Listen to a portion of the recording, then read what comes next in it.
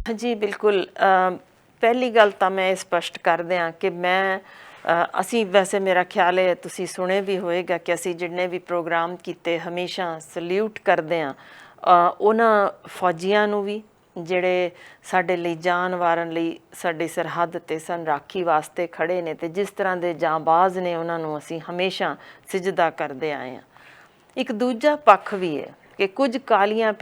ਭੇਡਾਂ ਹਰ ਕਿਸਮ ਦੇ ਪੇਸ਼ੇ ਵਿੱਚ ਹੁੰਦੀਆਂ ਨੇ ਜਿਨ੍ਹਾਂ ਵਿੱਚੋਂ ਇਹ ਪੇਸ਼ਾ ਵੀ ਬਦਨਾਮ ਹੋ ਚੁੱਕਿਆ ਹੈ, ਜਿੱਥੇ ਵਰਦੀਧਾਰੀਆਂ ਨੇ ਉਹ ਕਹਿਰ ਢਾਇਆ ਜਿਹਦੇ ਬਾਰੇ ਸੁਣਦਿਆਂ ਵੀ ਜਾਂ ਲਿਖਦਿਆਂ ਜਾਂ ਬੋਲਦਿਆਂ ਦਿਲ ਕੰਬਦਾ ਹੈ। ਇਹ ਵਰਦੀਧਾਰੀਆਂ ਦੇ ਵੱਲੋਂ ਢਾਏ ਕਹਿਰ ਲਈ ਜਦੋਂ ਕੋਈ ਆਵਾਜ਼ ਚੁੱਕਦਾ ਹੈ ਤਾਂ ਉਹਨੂੰ ਦੇਸ਼ ਧਰੋਹ ਦੇ ਮਾਮਲੇ ਹੇਠ ਫੜ ਲਿਆ ਜਾਂਦਾ ਜੇ। ਕਿਉਂ ਅਤੇ ਕਿਵੇਂ, ਇਹ ਜ਼ਰੂਰ ਅੱਜ ਅੰਕੜੇ ਤੁਹਾਡੇ ਨਾਲ ਸਾਂਝੇ ਕਰਾਂਗੇ, ਕਿਉਂਕਿ ਵਿਸ਼ਵ ਪੱਧਰ 'ਤੇ ਵੀ ਇਹ ਅੰਕੜੇ ਇੰਨੇ ਦਿਲ ਕੰਬਾਊ ਹੋ ਚੁੱਕੇ ਨੇ ਕਿ ਇਹਨਾਂ ਦਾ ਜ਼ਿਕਰ ਕਰਨਾ ਜ਼ਰੂਰੀ ਹੋ ਚੁੱਕਿਆ ਹੈ। ਕਿਉਂਕਿ ਸੰਨ 2021 ਦੇ ਵਿੱਚ ਜੋ ਆਦੀਵਾਸੀ ਬੇਟੀ ਨਾਲ ਹੋਇਆ ਉਹਦਾ ਵੀ ਜ਼ਿਕਰ ਕਰਾਂਗੇ ਕਿ ਕਿਸ ਹੱਦ ਤੱਕ ਆਖਰ ਅਸੀਂ ਗਿਰਾਂਗੇ ਅਤੇ ਕਦੋਂ ਆਵਾਜ਼ ਚੁੱਕਣੀ ਸ਼ੁਰੂ ਕਰਾਂਗੇ। ਜੇ ਚੇਤੇ ਤੁਹਾਨੂੰ ਰਿਹਾ ਹੋਵੇ ਤਾਂ ਮੈਂ ਥੰਗਜਾਮ ਮਨੋਰਮਾ ਦੀ ਗੱਲ ਕਰਨਾ ਚਾਹੁੰਦੀ ਹਾਂ।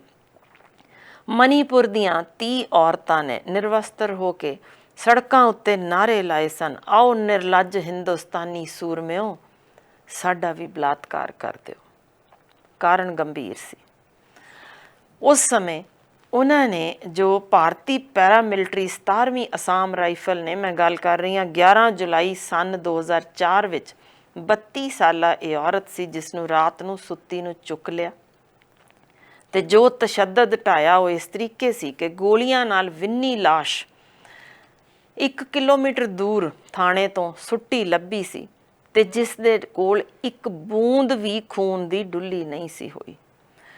ਜਦੋਂ ਪੋਸਟਮਾਰਟਮ ਹੋਇਆ ਤਾਂ ਉਦੋਂ ਪਤਾ ਲੱਗਿਆ ਕਿ ਰਾਤ ਨੂੰ ਜਦੋਂ ਚੁੱਕ ਕੇ ਲੈ ਕੇ ਗਏ ਸਨ ਅੰਦਰੂਨੀ ਅੰਗਾਂ ਦੇ ਆਸ-ਪਾਸ ਅਣਗਿਣਤ ਗੋਲੀਆਂ ਵੱਜੀਆਂ ਹੋਈਆਂ ਸੀ, ਪੱਟ ਵੀ ਗੋਲੀਆਂ ਨਾਲ ਵਿੰਨੇ ਪਏ ਸੀ ਅਤੇ ਇੱਕ ਸੈਸ਼ਨ ਜੱਜ ਨੇ ਉਸ ਸਮੇਂ ਇਨਕੁਆਇਰੀ ਦੌਰਾਨ ਇਹ ਸਪਸ਼ਟ ਕੀਤਾ ਸੀ ਕਿ ਜਿੰਨੇ ਵੱਧ ਭਿਆਨਕ ਤਰੀਕੇ ਨਾਲ ਇਸ ਔਰਤ ਦਾ ਕਤਲ ਕੀਤਾ ਗਿਆ, ਮੈਂ ਆਪਣੀ ਜ਼ਿੰਦਗੀ ਵਿੱਚ ਇੰਨਾ ਭਿਆਨਕ ਕਤਲ ਹਾਲੇ ਤੱਕ ਵੇਖਿਆ ਨਹੀਂ। ਉਸ ਦੇ 37 ਜਣਿਆਂ ਵੱਲੋਂ ਬਲਾਤਕਾਰ ਕੀਤੇ ਦੀ ਪੁਸ਼ਟੀ ਹੋਈ, ਯਾਨੀ 37 ਫੌਜੀਆਂ ਨੇ 37 ਨੇ ਬਲਾਤਕਾਰ ਰਾਤ ਕੀਤਾ। ਉਹਦੇ ਟੱਟੀ ਵਾਲੇ ਰਾਹ 'ਚ ਪੱਥਰ ਭਰੇ ਗਏ, ਅੱਖਾਂ ਵਿੱਚ ਮਿਰਚਾਂ ਪਾਈਆਂ ਗਈਆਂ ਅਤੇ ਉੱਥੇ ਹੀ 16 ਗੋਲੀਆਂ ਤਾਂ ਉਹਦੇ ਬੱਚੇਦਾਨੀ ਵਿੱਚੋਂ ਬਾਹਰ ਕੱਢੀਆਂ ਗਈਆਂ ਸੀ। ਇਸ ਹਾਲਾਤ ਵਿੱਚ ਜਿਵੇਂ ਉਹ ਨਿਰਵਸਤਰ ਮਿਲੀ ਅਤੇ ਜਿਵੇਂ ਉਹਨੂੰ ਅੱਤਵਾਦਣ ਕਹਿ ਕੇ ਭੰਡਿਆ ਗਿਆ, ਇਹ ਉਸੇ ਦਾ ਨਤੀਜਾ ਸੀ ਕਿ ਅੱਤ ਹੋ ਜਾਣ ਬਾਅਦ ਔਰਤਾਂ ਹੀ ਨਿਤਰੀਆਂ ਸਨ ਕਿ ਨਿਰਲਾਜੋ ਤੁਸੀਂ, ਜੇ ਹਾਲੇ ਵੀ ਜੀ ਨਹੀਂ ਰੱਜਿਆ ਤਾਂ ਅਸੀਂ ਵੀ ਹਾਜ਼ਰ ਹਾਂ, ਸਾਡਾ ਵੀ ਬਲਾਤਕਾਰ ਕਰ ਦਿਓ। ਉਦੋਂ ਜਿਸ ਤਰੀਕੇ ਇਹ ਆਵਾਜ਼ ਉੱਠੀ, ਭਾਰਤੀ ਮੀਡੀਆ ਨੇ ਬੜੀ ਜ਼ਬਰਦਸਤ ਤਰੀਕੇ ਨਾਲ ਇਹਨੂੰ ਦੱਬਿਆ, ਪਰ ਸ਼ੁਕਰ ਹੈ ਅੰਤਰਰਾਸ਼ਟਰੀ ਪੱਧਰ 'ਤੇ ਜਿਗਰਾ ਰੱਖਦੇ ਸਨ ਜਿਨ੍ਹਾਂ ਨੇ ਆਵਾਜ਼ ਇਸ ਲਈ ਚੁੱਕੀ ਅਤੇ ਬਹੁਤ ਬੁਲੰਦ ਤਰੀਕੇ ਨਾਲ ਚੁੱਕੀ। ਜੇ ਲੱਗਦਾ ਹੈ ਕਿ ਇਕੱਲਾ ਇੱਕ ਉਹੀ ਕੇਸ ਸੀ ਤਾਂ ਸੰਨ 1991 ਤੋਂ 1995 ਤੱਕ ਕਰੋਸ਼ੀਆ ਅਤੇ ਬੋਸਨੀਆ ਵਿਚਲੀ ਜੰਗ ਵਿੱਚ ਜੋ ਮੁਸਲਮਾਨ ਔਰਤਾਂ ਦੇ ਨਾਲ ਕਹਿਰ ਉਹਨਾਂ ਦੇ ਉੱਤੇ ਢਾਇਆ ਗਿਆ, ਉਸ ਨੂੰ ਇੱਕ ਵੱਖਰਾ ਨਾਂ ਦਿੱਤਾ ਗਿਆ ਸੀ ਕਿਉਂਕਿ ਉਹਨੂੰ ਜਾਇਜ਼ ਕਰਾਰ ਦੇ ਦਿੱਤਾ ਗਿਆ ਅਤੇ ਉਸ ਦਾ ਨਾਂ ਰੱਖਿਆ ਗਿਆ ਸੀ ਐਥਨਿਕ ਕਲੀਨਜ਼ਿੰਗ, ਯਾਨੀ ਇੱਕ ਵੱਖਰੀ ਕਿਸਮ ਦੀ ਨਸਲਕੁਸ਼ੀ। ਉਸ ਨਸਲਕੁਸ਼ੀ ਦੇ ਵਿੱਚ ਇੱਕ ਜ਼ਰੀਆ ਮੰਨ ਲਿਆ ਗਿਆ ਕਿ ਫੌਜ ਵੱਲੋਂ ਜਦੋਂ ਵੀ ਜਿਸ ਵੀ ਮੁਲਕ 'ਤੇ ਹੱਲਾ ਬੋਲਿਆ ਜਾਏਗਾ ਉਸ ਮੁਲਕ ਦੀਆਂ ਔਰਤਾਂ ਦੇ ਕੁੱਖ ਵਿੱਚ ਬੀਜ ਦਿੱਤਾ ਜਾਏਗਾ ਤਾਂ ਕਿ ਉੱਥੋਂ ਦਾ ਲਹੂ ਤਬਦੀਲ ਹੋ ਜਾਏ, ਜੀਨ ਤਬਦੀਲ ਹੋ ਜਾਏ ਅਤੇ ਜਿਨ੍ਹਾਂ ਨੇ ਉੱਥੇ ਹੱਲਾ ਬੋਲਿਆ ਉਹ ਆਪਣਾ ਬੀਜ ਛੱਡ ਦੇਣ। ਇਹਨੂੰ ਐਥਨਿਕ ਕਲੀਨਜ਼ਿੰਗ ਕਹਿ ਕੇ ਜਾਇਜ਼ ਕਰਾਰ ਦਿੱਤਾ ਗਿਆ, ਜਿਸ ਦੇ ਬਾਅਦ ਸੰਨ 2004 ਵਿੱਚ ਸ਼ਾਇਦ ਕਿਸੇ ਨੂੰ ਚੇਤੇ ਹੋਵੇ 16 ਸਾਲਾ ਹਮੀਦਾ ਦਾ ਇਸੇ ਤਰ੍ਹਾਂ ਭਾਰਤੀ ਫੌਜੀ ਅਫਸਰ ਨੇ ਬਲਾਤਕਾਰ ਕੀਤਾ ਸੀ ਅਤੇ ਜਿਸ ਤਰੀਕੇ ਉਸ ਸਮੇਂ ਅੰਤਰਰਾਸ਼ਟਰੀ ਪੱਧਰ 'ਤੇ ਆਵਾਜ਼ ਉੱਠੀ, ਉਦੋਂ ਇੱਕ ਡਾਕਟਰ ਸਨ ਜਿਨ੍ਹਾਂ ਨੇ इस आर्मी सर्च ऑपरेशन जो ਇਹਦਾ ਨਾਮ ਦਿੱਤਾ ਗਿਆ ਸੀ ਭਾਰਤ ਵੱਲੋਂ, ਇਸ ਸਰਚ ਆਪਰੇਸ਼ਨ ਦੇ ਅਧੀਨ ਉਦੋਂ ਇੰਗਲੈਂਡ ਦੀਆਂ ਵੀ ਵੱਖੋ ਵੱਖ ਅਖਬਾਰਾਂ ਵਿੱਚ ਇਹ ਖਬਰ ਛਪੀ ਸੀ ਕਿ ਉੱਥੇ 100 ਤੋਂ ਵੱਧ ਕਸ਼ਮੀਰੀ ਔਰਤਾਂ ਦਾ ਬਲਾਤਕਾਰ ਕੀਤਾ ਇਹਨਾਂ ਨੇ, ਤੇ ਉਹਦੇ ਵਿੱਚ ਸਭ ਤੋਂ ਛੋਟੀ ਬੱਚੀ 11 ਸਾਲ ਦੀ ਸੀ, ਖਬਰ ਛਪ ਚੁੱਕੀ ਹੈ, ਤੇ ਸਭ ਤੋਂ ਵੱਡੀ ਔਰਤ 60 ਸਾਲ ਦੀ ਸੀ। ਇਹਦੇ ਵਿੱਚ ਜਿਸ ਤਰੀਕੇ ਇੱਕ ਡਾਕਟਰ ਦਾ ਜੋ ਕਿ ਕਹਿ ਲਓ ਕਿ ਉਹਦੇ ਤੋਂ ਬਰਦਾਸ਼ਤ ਹੀ ਨਹੀਂ ਸੀ ਹੋਇਆ, ਅੱਤ ਹੋਈ, ਤੇ ਜਦੋਂ ਉਹਨੇ ਕਿਹਾ ਕਿ ਮੈਂ ਇਹਨਾਂ ਦੇ ਜਦੋਂ ਤੁਸੀਂ ਭੇਜਦੇ ਹੋ ਇਹਨਾਂ ਦੀਆਂ ਲਾਸ਼ਾਂ ਜਾਂ ਇਹਨਾਂ ਨੂੰ ਜਿਸ ਤਰੀਕੇ ਦੇ ਤੁਸੀਂ ਭੱਦੇ ਤਰੀਕੇ ਬਲਾਤਕਾਰ ਕਰਕੇ ਭੇਜਦੇ ਹੋ ਮੈਡੀਕਲ ਐਗਜ਼ਾਮੀਨੇਸ਼ਨ ਲਈ, ਮੇਰੇ ਕੋਲੋਂ ਵੇਖਿਆ ਵੀ ਨਹੀਂ ਜਾਂਦਾ, ਉਹਨੇ ਆਵਾਜ਼ ਚੁੱਕੀ ਤਾਂ ਉਹਨੂੰ ਮਾਰ ਦਿੱਤਾ ਗਿਆ। ਬਿਲਕੁਲ ਇੰਝ ਹੀ ਸੰਨ 1992 ਵਿੱਚ ਵੀ ਜਦੋਂ ਜੁਰਮ ਸਿਖਰ 'ਤੇ ਸੀ, ਉਦੋਂ ਵੀ ਟੱਬਰਾਂ ਨੂੰ ਹੱਦੋਂ ਵੱਧ ਡਰਾ ਧਮਕਾ ਕੇ ਇਸੇ ਤਰ੍ਹਾਂ ਜਦੋਂ ਬੱਚੀਆਂ ਦਾ ਬਲਾਤਕਾਰ ਹੋਇਆ, ਉਦੋਂ ਵੀ ਇੱਕ ਡਾਕਟਰ ਨੂੰ ਆਵਾਜ਼ ਚੁੱਕਣ 'ਤੇ ਇਸੇ ਤਰ੍ਹਾਂ ਮਾਰ ਮੁਕਾ ਦਿੱਤਾ ਸੀ। ਗੱਲ ਇਹ ਕੀਤੀ ਸੀ ਡੋਗਰਾ ਬਟਾਲੀਅਨ ਵੱਲੋਂ ਸੰਨ 1947 ਵਿੱਚ। ਚੇਤੇ ਹੋਵੇ ਤਾਂ ਉਦੋਂ ਵੀ ਸਿੱਖ ਤੇ ਮੁਸਲਮਾਨ ਔਰਤਾਂ ਦਾ ਜੋ ਸ਼ਬਦ ਲਿਖਿਆ ਜੇ ਇਨ ਬਿਨ ਉਹੀ ਪੜਾਂਗੀ, ਬੁੱਚੜਾਂ ਵਾਂਗ ਬਲਾਤਕਾਰ ਕੀਤਾ ਗਿਆ। ਪਾਕਿਸਤਾਨੀ ਪਸ਼ਤੂਨ ਸੀ ਜਿਨ੍ਹਾਂ ਨੇ ਦਾਅ ਲਾ ਦਿੱਤਾ ਕਿ ਹਿੰਦੁਸਤਾਨ ਵਾਲੇ ਹੀ ਜਦੋਂ ਆਪਣਿਆਂ ਦੇ ਹੀ ਕਰ ਰਹੇ ਨੇ ਤਾਂ ਫਿਰ ਅਸੀਂ ਕਿਉਂ ਪਿੱਛੇ ਰਹੀਏ। ਯਾਨੀ ਹਾਲਾਤ ਇਹ ਸੀ ਕਿ ਜਿਸ ਨੂੰ ਵੀ ਦਾਅ ਲੱਗਦਾ ਸੀ ਇਹਨਾਂ ਨੂੰ ਬਲਾਤਕਾਰ ਵੀ ਕੀਤਾ ਜਾਂਦਾ ਤੇ ਮਾਰ ਮੁਕਾਇਆ ਜਾਂਦਾ ਗੋਲੀਆਂ ਨਾਲ ਵਿੰਨ ਕੇ। ਉਦੋਂ ਇਹਨਾਂ ਬਲਾਤਕਾਰਾਂ ਦੀ ਚੀਕਾਂ ਦਫਨ ਹੋ ਗਈਆਂ ਕਿਉਂਕਿ 1947 ਇੱਕ ਅਜਿਹਾ ਕਹਿਰ ਸੀ ਜਿਹੜਾ ਬਦਨੁਮਾ ਦਾਗ ਬਣ ਕੇ ਉੱਭਰਿਆ, ਤੇ ਜਿੰਨੀਆਂ ਵੀ ਉੱਥੇ ਔਰਤਾਂ ਇਸ ਤਰੀਕੇ ਵੱਡੀਆਂ ਟੁੱਕੀਆਂ ਗਈਆਂ, ਔਰਤਾਂ ਦੀਆਂ ਟਰੋਫੀਆਂ ਬਣਾ ਕੇ ਦੋਨੋਂ ਮੁਲਕ ਲੈ ਕੇ ਗਏ। ਲਾਨਤ ਹੈ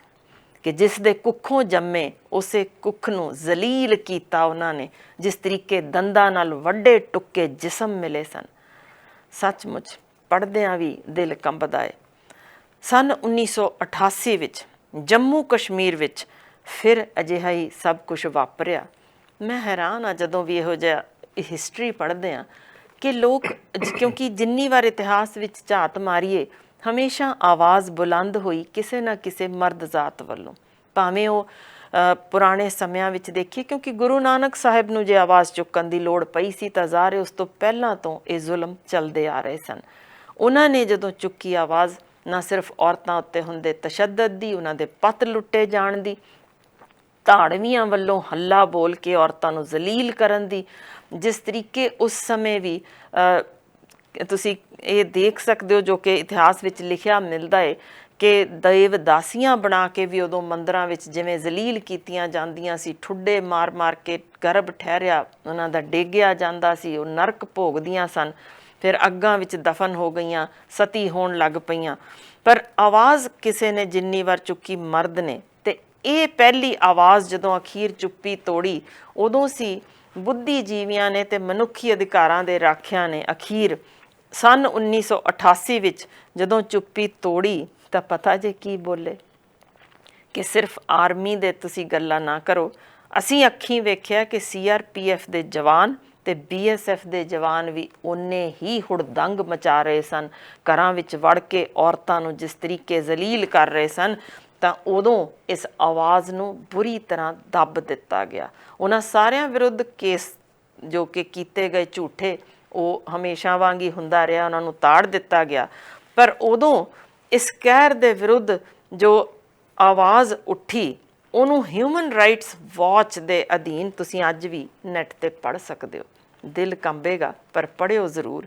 ਕਿਉਂਕਿ ਉਦੋਂ ਇਹ ਜੋ ਉਸ ਸਮੇਂ ਨੁਮਾਇੰਦਿਆਂ ਨੇ ਆਵਾਜ਼ ਚੁੱਕੀ ਉਦੋਂ ਉਹਨਾਂ ਨੂੰ ਧਮਕੀਆਂ ਬੜੀਆਂ ਮਿਲੀਆਂ ਸੀ, ਅਤੇ ਫਿਰ 1990 ਵਿੱਚ ਇਹ ਆਵਾਜ਼ ਚੁੱਕਣ ਵਾਲਿਆਂ ਨੂੰ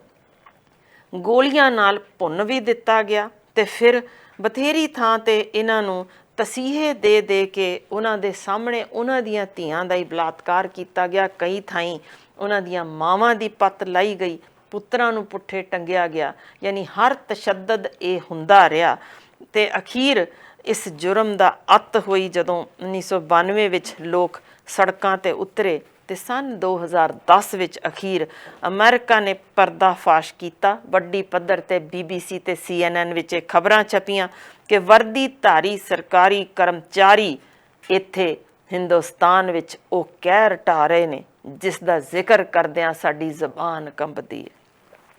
ਫਿਰ ਇਹਨਾਂ ਵਿੱਚੋਂ ਵੀ ਅੱਗੋਂ ਜਿਨ੍ਹਾਂ ਨੂੰ ਚੁੱਪ ਕਰਾਇਆ ਗਿਆ ਤਾਂ ਫਿਰ ਹਿਊਮਨ ਰਾਈਟਸ ਨੇ ਅਖੀਰ ਰਿਪੋਰਟ ਛਾਪੀ ਕਿ ਸਰਕਾਰੀ ਪੱਧਰ ਉੱਤੇ ਹਿੰਦੁਸਤਾਨ ਨੇ ਇਹ ਮੰਨ ਲਿਆ ਕਿ ਅਸੀਂ ਹਥਿਆਰ ਵਜੋਂ ਬਲਾਤਕਾਰ ਵਰਤਣਾ ਜੇ। ਇਸ ਇੰਟਰਵਿਊ ਤੋਂ ਬਾਅਦ ਇੱਕ ਇੱਕ ਤਸਵੀਰਾਂ ਉਹਨਾਂ ਦੀਆਂ ਲੈ ਕੇ ਤੇ ਜਿਸ ਹਾਲ ਵਿੱਚ ਉਹਨਾਂ ਦਾ ਜ਼ੁਲਮ ਢਾਇਆ ਗਿਆ ਸੀ ਉਹਨਾਂ ਨੂੰ ਵੀ ਖਿੱਚ ਕੇ ਜਿਵੇਂ ਦੱਸਿਆ, ਤਾਂ ਹਿਊਮਨ ਰਾਈਟਸ ਵਾਚ ਵਾਲੇ ਜਿੰਨੇ ਬੈਠੇ ਸਨ ਉਸ ਮੀਟਿੰਗ ਦੇ ਵਿੱਚ ਦੁਹੱਥੜ ਮਾਰ ਕੇ ਰੋਣ ਵਾਲਾ ਹਾਲ। ਸਨ 2021 ਦੀ ਜਦੋਂ ਕਿ ਅਸੀਂ ਗੱਲ ਕਰਦੇ ਹਾਂ ਮਾਰਚ ਤੱਕ ਪਹੁੰਚ ਚੁੱਕੇ ਹਾਂ, ਅਸੀਂ ਤਾਂ ਚੰਨ ਤਾਂ ਕਦੋਂ ਦਾ ਹੀ ਫਤਿਹ ਕਰ ਲਿਆ ਸੀ। ਹੁਣ ਜਿੱਥੇ ਅਸੀਂ ਸੈਰ ਕਰਕੇ ਪੁਲਾੜ 'ਚ ਵਾਪਸ ਆਉਣ ਜੋਗੇ ਵੀ ਬਣ ਚੁੱਕੇ ਹਾਂ ਤਾਂ ਭਾਰਤ ਕਿੱਥੇ ਖੜਾ ਹੈ। ਸਨ 2021 ਦੀ ਰਿਪੋਰਟ ਦੱਸਣਾ ਚਾਹੁੰਦੀ ਹਾਂ ਛੱਤੀਸਗੜ੍ਹ ਦੀ, ਜਿਸ ਸਦਕਾ ਅੱਜ ਦਾ ਪ੍ਰੋਗਰਾਮ ਕਰਨਾ ਪਿਆ। ਬੀਜਾਪੁਰ ਦੇ ਵਿੱਚ ਸਪੈਸ਼ਲ ਫੋਰਸ ਸੀ ਜੋ ਆਰਮੀ ਦੇ ਜਵਾਨਾਂ ਨੇ, ਜਿੱਥੇ ਉਹਨਾਂ ਨੇ ਘਰ ਸੁੱਤੀ ਇੱਕ ਬੱਚੀ ਆਦਿਵਾਸੀ ਬੇਟੀ ਜੋ ਕਿ 14 ਵਰ੍ਹਿਆਂ ਦੀ ਸੀ, ਸਾਰੀ ਅਜੇ 14ਵਾਂ ਲੱਗਿਆ ਹੀ ਸੀ, ਉਸਨੂੰ ਜਿਸ ਤਰੀਕੇ ਬਲਾਤਕਾਰ ਕਰਨ ਦੇ ਬਾਅਦ ਉਸ ਦੀਆਂ ਛਾਤੀਆਂ ਵੱਢ ਦਿੱਤੀਆਂ ਗਈਆਂ, ਲਹੂ ਲੁਹਾਨ ਇਸੇ ਤਰ੍ਹਾਂ ਵਗਦੇ ਲਹੂ ਦੇ ਨਾਲ ਉਸਨੂੰ ਤੇਜ਼ ਧਾਰ ਹਥਿਆਰਾਂ ਨਾਲ ਪੱਟ ਵੱਢ ਦਿੱਤੇ ਗਏ ਤੇ ਫਿਰ ਹੱਥਾਂ ਨੂੰ ਕੱਟ ਦਿੱਤਾ ਗਿਆ ਤਾਂ ਕਿ ਉੱਥੋਂ ਵੀ ਲਹੂ ਵਗਦਾ ਰਹੇ। ਤੇ ਇਸ ਹਾਲ ਵਿੱਚ ਉਸਨੂੰ ਛੱਡ ਦਿੱਤਾ ਗਿਆ ਇਹ ਕਹਿ ਕੇ ਕਿ ਇਹ ਅੱਤਵਾਦੀ ਹੈ, ਇਸ ਕਰਕੇ ਇਸ ਹਾਲ ਵਿੱਚ ਭੱਜਦੀ ਲੱਭੀ ਅਤੇ ਜਿਸ ਕਰਕੇ ਇਹਨੂੰ ਮਾਰ ਦਿੱਤਾ ਗਿਆ, ਜਿਸ ਦਾ ਹਾਹਾਕਾਰ ਮਚੀ। UN ਦੇ ਵਿੱਚ ਜਿਸ ਤਰੀਕੇ ਆਵਾਜ਼ ਉੱਠੀ ਤੇ ਜਿਵੇਂ ਦੁਨੀਆ ਭਰ ਵਿੱਚ ਇਸ ਦੀ ਨਿਖੇਧੀ ਹੋਈ, ਮੈਨੂੰ ਅਫਸੋਸ ਹੈ ਕਿ ਉਸ ਲਈ ਨਾ ਬਹੁਤੇ ਵੱਡੀ ਗਿਣਤੀ ਵਿੱਚ ਸਾਡੇ NRI ਵੀਰਾਂ ਵੱਲੋਂ ਆਵਾਜ਼ ਉੱਠੀ, ਨਾ ਭਾਰਤ ਦੇ ਵਿੱਚ ਕਿਸੇ ਵੀ ਹਿੱਸੇ ਵਿੱਚੋਂ ਛੋਟੀ ਜਿਹੀ ਖਬਰ ਲੱਗੀ ਫਿਰ ਕਿਤੇ ਗਾਇਬ ਹੋ ਗਈ। ਮੈਂ ਇਸੇ ਲਈ ਇਸ ਨੂੰ ਚੁੱਕਿਆ ਮੁੱਦੇ ਨੂੰ ਕਿ ਕੀ ਹੁਣ ਇਹ ਹਾਲ ਆ ਗਿਆ ਕਿ ਇਹ ਆਰਮੀ ਵਾਲੇ ਹੁਣ ਆਦਿਵਾਸੀ ਬੇਟੀਆਂ ਨੂੰ, ਨਾਬਾਲਗ ਬੇਟੀਆਂ ਨੂੰ ਛਾਤੀਆਂ ਵੱਢਣ ਤੱਕ ਤੁਰ ਜਾਣਗੇ। ਲਾਹਨਤ, ਬੇਗੈਰਤ ਨੇ। ਕੇਰਲ ਵਿੱਚ ਇੱਕ ਸਮਾਂ ਹੁੰਦਾ ਸੀ, ਜੇ ਮੈਂ ਤੁਹਾਨੂੰ ਲੱਗੇ ਕਿ ਕਿਤੇ ਪਹਿਲੀ ਵਾਰ ਜੁਰਮ ਹੋਇਆ, ਉਦੋਂ ਦਲਿਤ ਔਰਤਾਂ ਤੇ ਇੱਕ ਟੈਕਸ ਲੱਗਦਾ ਸੀ ਕਿ ਆਪਣੀ ਕੁੱਖੋਂ ਜੰਮੇ ਬੱਚੇ ਨੂੰ ਜੇ ਦੁੱਧ ਪਿਆਣਾ ਹੈ ਆਪਣੀ ਛਾਤੀ ਦਾ ਤਾਂ ਉਸ ਮਾਂ ਨੂੰ ਟੈਕਸ ਤਾਰਨਾ ਪੈਂਦਾ ਸੀ, ਤੇ ਜੇ ਇਹ ਟੈਕਸ ਨਹੀਂ ਸੀ ਭਰ ਸਕਦੀ ਤਾਂ ਉਹਨੂੰ ਉਹਦੇ ਤੋਂ ਬੱਚਾ ਖੋਹ ਲਿਆ ਜਾਂਦਾ ਸੀ ਤੇ ਉਹਨੂੰ ਬੱਚਾ ਵਾਪਸ ਨਹੀਂ ਸੀ ਮਿਲਦਾ। ਅਜਿਹੀ ਇੱਕ ਦਲਿਤ ਔਰਤ ਸੀ ਨਾਂਗੇਲੀ, ਜਿਸ ਕੋਲੋਂ ਉਹਦੇ ਕੋਲ ਕਿਉਂਕਿ ਪੈਸੇ ਨਹੀਂ ਸੀ, ਬੱਚਾ ਖੋਹ ਲਿਆ ਗਿਆ ਤੇ ਉਹਨੇ ਅਖੀਰ ਇਹ ਮੰਦਿਰ ਵੀ ਬਣਿਆ ਹੋਇਆ, ਜੇ ਕਦੇ ਮੌਕਾ ਲੱਗੇ ਦੇਖਿਓ, ਜਿੱਥੇ ਉਹਨੇ ਆਪਣੀ ਹੀ ਛਾਤੀਆਂ ਵੱਢ ਦਿੱਤੀਆਂ ਇਸ ਕਾਰਨ ਕਿ ਮੈਂ ਆਪਣੇ ਬੱਚੇ ਨੂੰ ਜੇ ਦੁੱਧ ਪਿਆਉਣ ਲਈ ਵੀ ਨਹੀਂ ਤਾਂ ਫਿਰ ਇਹ ਮੈਂ ਰੱਖੇ ਕਿਸ ਲਈ ਨੇ। ਸੋ ਉਹ ਜਿਸ ਤਰੀਕੇ ਮੌਤ ਦੇ ਮੂੰਹ ਵਿੱਚ ਗਈ, ਕਿਉਂਕਿ ਕੋਈ ਉਹਦੇ ਹੱਕ ਵਿੱਚ ਖੜਾ ਨਹੀਂ ਸੀ ਹੋਇਆ, ਤਾਂ ਉਹਦੇ ਪਤੀ ਨੇ ਹਾਲ ਵੇਖ ਕੇ ਉਸਨੇ ਵੀ ਆਤਮ ਹੱਤਿਆ ਕੀਤੀ। ਤੇ ਅਖੀਰ ਫਿਰ ਇਸ ਦੀ ਜਦੋਂ ਅੱਤ ਗਿਣ ਲਈ ਗਈ ਤਾਂ ਔਰਤਾਂ ਹੀ ਉੱਠੀਆਂ। ਉਦੋਂ ਕਿੰਨੀ ਵੱਡੀ ਗਿਣਤੀ ਵਿੱਚ, ਯਾਨੀ 1812 ਤੇ ਜਾ ਕੇ ਇਹ ਫਿਰ ਅਖੀਰ ਜਿਸ ਬਾਰੇ ਜ਼ਿਕਰ ਮਿਲਦਾ ਹੈ ਕਿ ਮਨੁੱਖੀ ਅਧਿਕਾਰਾਂ ਦਾ ਕਤਲ ਮੰਨਦਿਆਂ ਇਸ ਬੇਹੂਦੇ ਟੈਕਸ ਦਾ ਉਦੋਂ ਡਟ ਕੇ ਵਿਰੋਧ ਕੀਤਾ ਗਿਆ। ਉਦੋਂ ਜਦੋਂ ਔਰਤਾਂ ਨੇ ਕਈ ਸਾਲ ਇਹ ਜੱਦੋ-ਜਹਿਦ ਕੀਤੀ ਤਾਂ ਫਿਰ ਉਹਨਾਂ ਦੇ ਪਤੀ ਨਾਲ ਰਲੇ, ਜਿਸ ਸਦਕਾ ਇਸ ਦਾ ਇਹ ਕਾਨੂੰਨ ਉਦੋਂ ਬੰਦ ਹੋਇਆ। ਪਰ ਉਸ ਤੋਂ ਅੱਗੇ ਪਤਾ ਜੇ ਕੀ ਚੱਲਿਆ,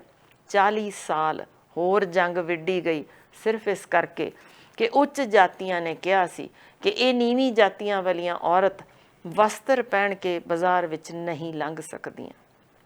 40 ਸਾਲਾਂ ਦੀ ਵਿੱਢੀ ਜੰਗ ਦੇ ਬਾਅਦ ਉਹਨਾਂ ਨੂੰ ਇਹ ਹੱਕ ਮਿਲਿਆ ਕਿ ਉਹ ਆਪਣਾ ਤਨ ਢੱਕ ਸਕਦੀਆਂ ਨੇ। ਤੇ ਫਿਰ ਜਦੋਂ ਅਜਿਹੀਆਂ ਔਰਤਾਂ ਨੂੰ ਹੰਢਾਉਣ ਦਾ ਵੇਲਾ ਆਉਂਦਾ ਸੀ, ਉਦੋਂ ਇਹ ਉੱਚ ਜਾਤ ਜਾਂ ਨੀਚ ਜਾਤ ਜਾਂ ਅਛੂਤਪੁਣਾ ਗਾਇਬ ਹੋ ਜਾਂਦਾ ਸੀ। ਇਹ ਸਾਡੀ ਅਸਲ ਗਿਰੀ ਹੋਈ ਸੋਚ ਹੈ ਕਿ ਅਸੀਂ ਅੰਦਰ ਕਿਸ ਤਰੀਕੇ ਦੇ ਬਗਿਆੜਾਂ ਤੇ ਉੱਪਰ ਕਿੰਜ ਦਾ ਮੁਖੌਟਾ ਚਾੜਿਆ ਹੋਇਆ। ਪਰ ਇਹ ਨਬੂਦਰੀ ਔਰਤਾਂ ਨੇ ਜਿਸ ਤਰੀਕੇ ਦੀ ਉਦੋਂ ਜੰਗ ਵਿੱਢੀ ਸੀ, ਅੱਜ ਦੀ ਮੀ ਟੂ ਸਾਨੂੰ ਸ਼ਾਇਦ ਯਾਦ ਹੋਵੇ ਤੇ ਇਹ ਸ਼ਾਇਦ ਭੁਲਾ ਚੁੱਕੇ ਹੋਵੋ, ਪਰ ਜਿੰਨੀ ਵਾਰ ਇਤਿਹਾਸ ਵਿੱਚ ਝਾਤ ਮਾਰੋਗੇ ਔਰਤਾਂ ਨੂੰ ਆਪ ਹੀ ਨਿੱਤਰ ਕੇ ਸਾਹਮਣੇ ਆਉਣਾ ਪਿਆ ਕਿ ਬਸ ਹੁਣ ਹੋਰ ਨਹੀਂ, ਤੇ ਫਿਰ ਹੀ ਕੁਝ ਨਾ ਕੁਝ ਉਹਨਾਂ ਨੂੰ ਹੱਕ ਮਿਲੇ ਸਨ। ਸਾਡਾ ਹਰ ਇੱਕ ਪ੍ਰੋਗਰਾਮ ਵੇਖਣ ਤੇ ਸਾਡੇ ਨਾਲ ਜੁੜਨ ਲਈ ਸਬਸਕ੍ਰਾਈਬ ਕਰੋ ਚੈਨਲ ਪੰਜਾਬੀ ਤੇ ਨੋਟੀਫਿਕੇਸ਼ਨ ਲਈ ਬੈਲ ਆਈਕਨ ਵਾਲੇ ਬਟਨ ਤੇ ਕਲਿੱਕ ਕਰੋ।